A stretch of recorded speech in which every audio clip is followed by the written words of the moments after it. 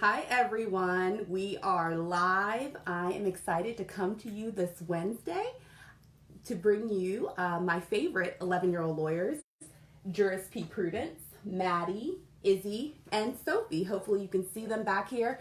We're just hanging out today, and I'm so happy that you've joined us. We're going to wait a few minutes for a couple other people to join us.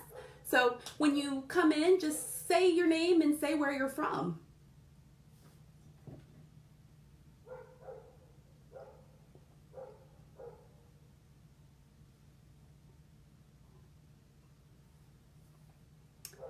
So it looks like we have one viewer right now. Why don't you pop your name in the comments and say where you're from, where you're tuning in from, and what brings you here today. We're going to wait for a few more people to come in today, but I hope you're enjoying this Wednesday. Hope that you're staying at home, washing your hands, and really having a great time in this time of coronavirus. I know it's hard for a lot of people at home, but we're really excited that you've joined us today. We know that you guys are used to being in school today, but this is a time where we can still connect with each other and share our love for literature, share our love for reading. So thanks again for joining us today. And if you're tuning in, hi Brandon, thanks for tuning in today. Hi Trent, thanks for tuning in and helping me out this afternoon. We're going to wait for a few more people to join. But if you're here today, I want to let you know that you can ask questions. At the end of my reading, I will have a question and answer session. So please shoot us your comments in the comment section. I'll try my best to address all questions. But if there are any questions that I don't get to during the reading today, you're welcome to send me a note at info@jurispprudence.com, and I or someone from my team will get back to you as soon as we can. So thanks for watching. Please make sure that you subscribe to the Juris P. Prudence newsletter. There we will communicate with you weekly. We'll send you some fun activities that are going to allow you to really dig into the reading from the Briefcase of Juris P. Prudence.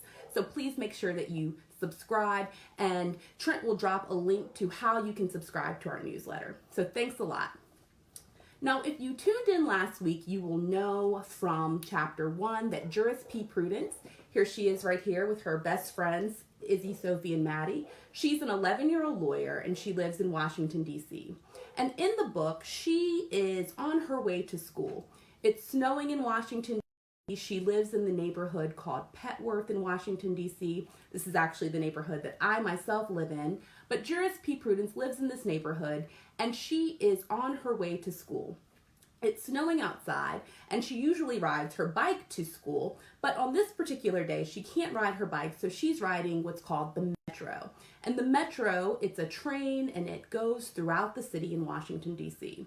So Juris P. Prudence, she's riding her bike to school, and she picks up what's called the newspaper. And we have an actual newspaper in Washington, D.C. that's given out daily, and it discusses the current events. So in this book, there are two people who are running for mayor, Marty Goodlittle and Sylvester Sullivan. Sylvester Sullivan does not like kids, and Juris Prudence learns that he has a criminal past. So she reads about this in the newsletter, and she thinks she has to do something. But Juris Prudence is on her way to school. She is running late. There's snow on the ground, and she gets to school, and she realizes that she has forgotten her homework.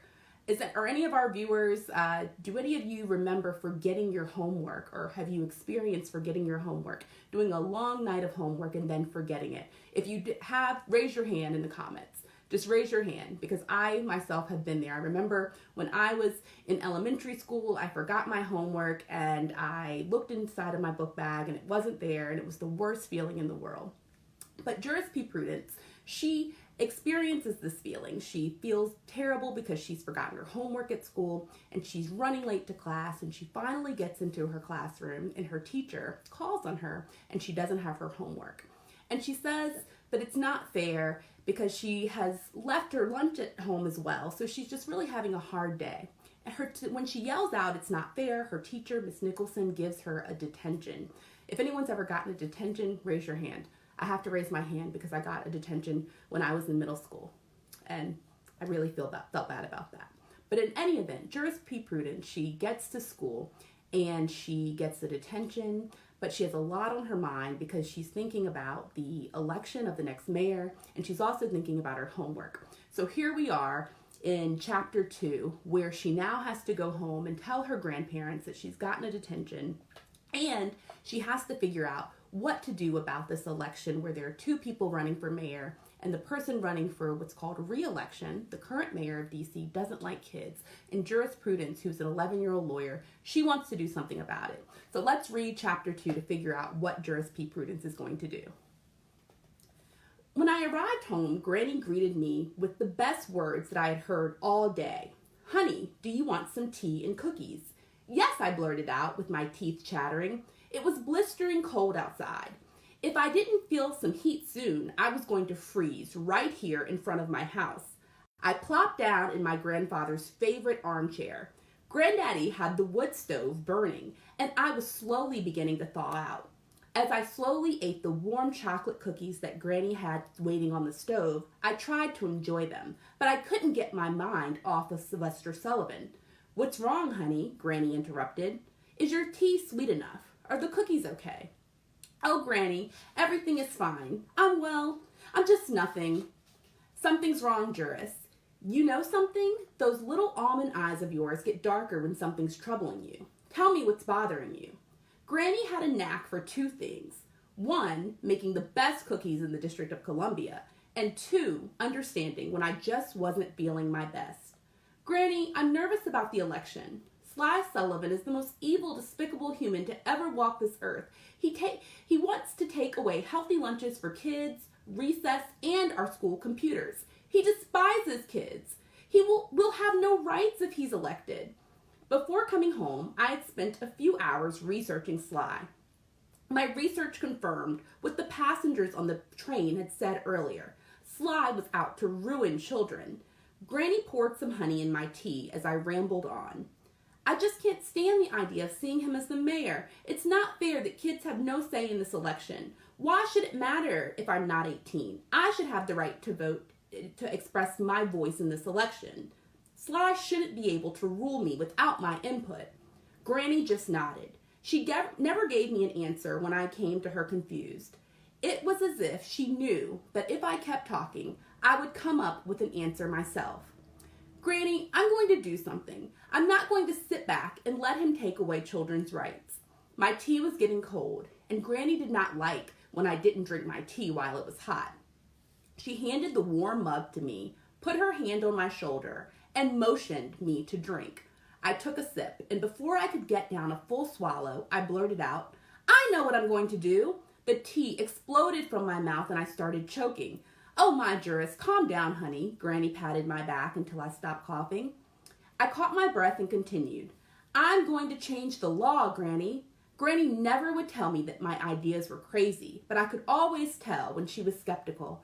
She nodded without saying anything. "You're my horse, even if you never win a race." That was Granny's way of saying she believed in me, and that was all I needed. It was 5:30 in the evening, and I knew that Sophie had piano lessons until 5 o'clock every Tuesday, but I was crossing my fingers and toes, hoping she would be home and would pick up the phone when I called. 202-884-5151. I dialed this number 1,000 times. I could even say it backwards. 155-488-8202. Okay, no time for games. I had to run my idea by my best friend. The phone rang 3 times. As the 4th ring began, Sophie answered, and my heart slowed down. "Sophie!" "Hi." Sophie always calmly lowered her voice when she could tell I was about to a high-speed monologue about some new idea. "Sophie, I know you're doing your homework and that you just got back from piano lessons, but I have to talk to you. Do you have 5 minutes? Okay, 10 minutes. I promise to keep it short." Sophie's parents were very strict about letting her talk on the phone on school nights, so I knew I had to be quick. "My parents aren't home. Senora Maria is now, so I have a little time. My dad is going to want to check my algebra immediately when he gets home, so I can't talk long." "Okay, well, you know how everyone at KLA is really scared about this election after taking office? Well, I think there's something we can do about this." What do you mean something we can do? So remember when we were learning about the Constitution during law school? Remember that little rule that everyone is created equally? That means that everyone should be treated the same, including kids, right? Yeah, I guess. Sophie sounded confused. I could tell that she had no idea that what I was trying to say. I also knew that I had to make my point quickly. Sophie's parents would be home soon. Long story short, there's no reason why kids don't have the right to vote. Kids should be able to vote just like adults, and we need to make sure that happens. We? You mean me and you? Sophie always stayed calm, so I could tell by the shock in her voice that she wasn't too eager to go along with this idea. Yes, you and me. Together, we can do this. I tried to sound enthusiastic so that Sophie would believe me. We graduated from law school, Sophie. We went to law school for 5 years so that we could use the law to help people. This is our chance to help people. The Kids Leaders Academy had 3 different programs, one for medicine, one for education, and one for law. When my grandparents noticed that I was writing storybooks at just 2 years old, they decided to enroll me in the law program. They always knew that I was destined to become a lawyer. When kids are 5 years old, they were allowed to enroll in one of the 3 Kids Leaders programs. The law program was law school for kids. We learned all of the stuff that adult law students learn, but we began learning how to be lawyers at just 5 years old. By the time we were 10, everyone in my law program had gone through 5 years of law school. When we turned 10 years old, the KLA law students took tests that made us real lawyers. Last year, I took an exam called the bar exam. After a lot of studying, I passed it, and now I am a real lawyer. Whenever I told people that I was a lawyer, they looked at me in disbelief. For one, I was still in law school, and 2, I was only 11 years old. I always explained to them that I had to continue going to school because I was not an adult yet, but that didn't mean that I was not a lawyer. JP, this sounds like a cool idea, but I'm just not sure. I mean, it's not going to be easy to change the law. Until 1971, when the 26th Amendment was passed, you had to be 18 years old to vote. I just think it's an uphill battle to change the law. My bubble burst faster than a balloon landing on a pile of needles. JP, my parents are home. I have to talk to you tomorrow. Sophie, I sounded desperate. Will you at least think about it? I will, I promise. In the 6 years that I had known Sophie, she had never broken a promise to me. I knew that she would think about this. Unfortunately, her promise wasn't enough. I was terrified about Sylvester winning the election. I wasn't going to give up on the plan to get kids the right to vote. And here we are at the end of chapter 2. Thank you everyone for watching today. If you have a question, please shoot it to us in the comments. And if there are no questions, the offer stands. Please send me an email at info@jurispprudence.com. I'm happy to answer any questions that you have.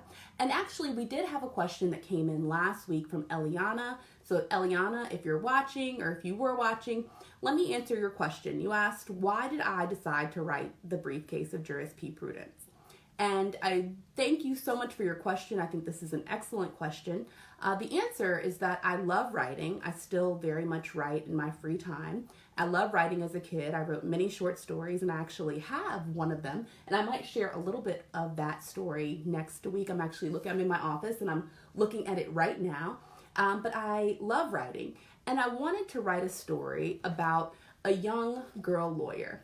And I wanted it to be a story that reminded me of myself when I was around her age. So Jurisprudence is 11 years old.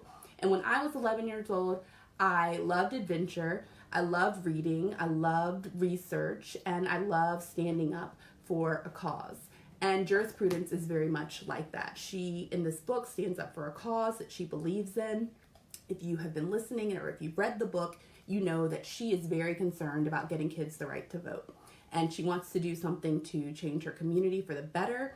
And Jurisprudence is very much like me when I was a kid, but I wanted to make sure that there was a character like this that you could read about, Eliana. I know that you are around Juris P. Prudence's age, and so I wanted you to be able to, and girls like you, to be able to connect with a character like Juris P. Prudence.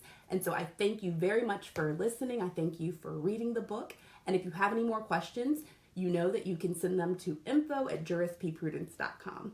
So thank you everybody for tuning in. Please make sure that you subscribe. There's a link in the comments I think, Trent, if you want to go ahead and shoot that link over again so that people can subscribe. Please follow us on Facebook. Please follow Juris P. Prudence on Instagram. And I look forward to connecting with you again next Wednesday. Thanks so much, everyone. Please stay safe and stay at home.